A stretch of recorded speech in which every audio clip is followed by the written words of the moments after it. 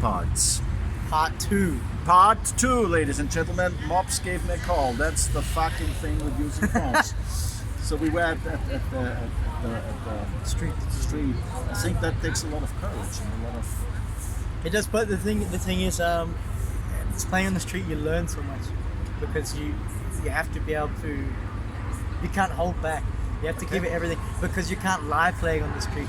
Maybe if you're playing a gig, you can maybe hide it a little bit, and you can maybe, if your heart's not in it, you can kind of get through it. Yeah. But when you're on the street, you have to play your heart and your soul, and that's why you learn to sing, you learn to play. It keeps going. It keeps going. That's the best. I think the street music is the best. It's the school of hard. As I watched, you know, I think it was moving that a lot of people who actually travel. I think it was most of the travelers with the baggage who would bother to give them money.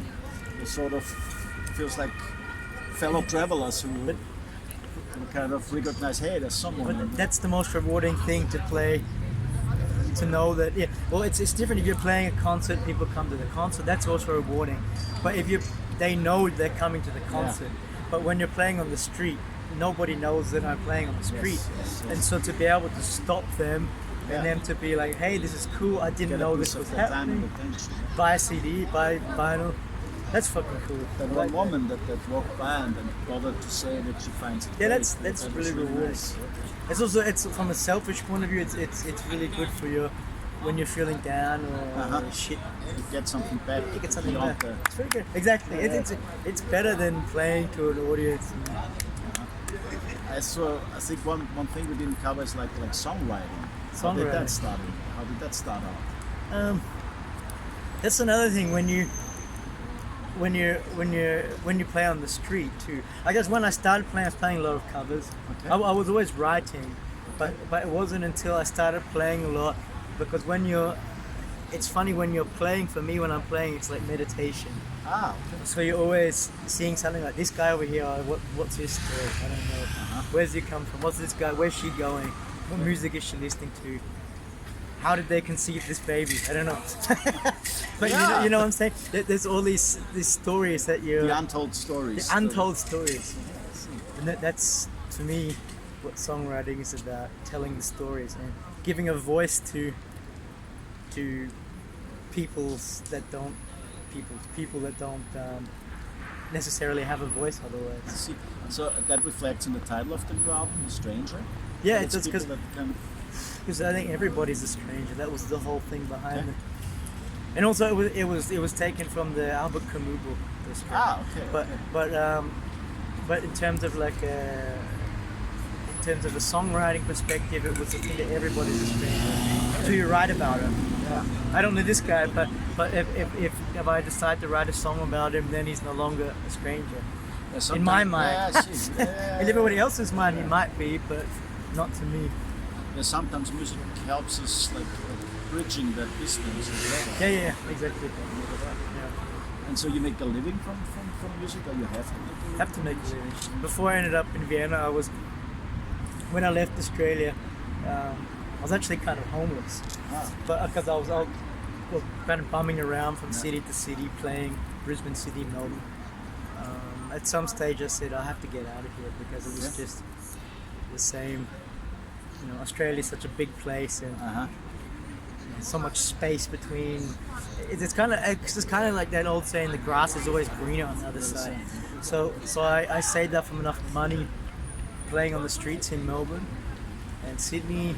Did a bit of fruit picking and then bought my plane ticket out of there. And then my goal was to travel as many countries as I possibly could by playing on the street.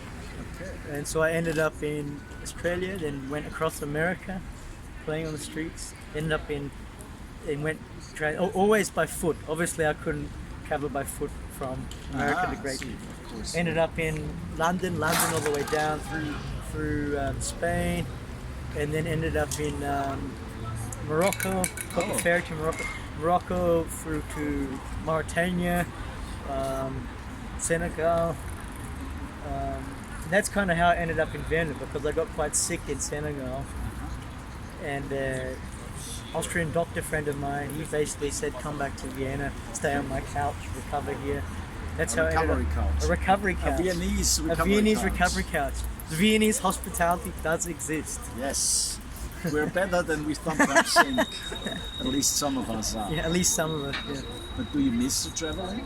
I do. I still travel, but that's the cool thing about Vienna. It's right in the middle of everything. You know, in Australia, you know, it's you know, it's 3 days anywhere. It's not possible. I think even Springsteen, as I mentioned him earlier, I think he had a hard time getting to that one coast. He never went to the other side Yeah, of Australia. it's ridiculous. It's so hard to do logistics. I remember when I was playing music, I'll play a gig with the band. You play in Brisbane. You might have a gig in Sydney 2 days later, and you have to finish the gig and get in the car and drive. And you're driving for 2 days just to get, you know, go down the East Coast, travel for. And how's the crowdfunding for The Stranger coming along? It's good. It's 40-day crowdfunding. We come exactly halfway in half the time. All the info is going to be down there underneath the movie then to read and to join in. And then I learned that you have a very interesting gig coming up on Friday. Oh yeah, we're playing it on top of the Dach, or the roof of Zum Schaffen, which is in one of the songs on the album. Oh, okay. Which is why I'm doing the show there. Cool. I see. That's beautiful. Hope to see you all there. Thank you for your time Thanks. and your music. Appreciate it. Love. Cheers. Cheers.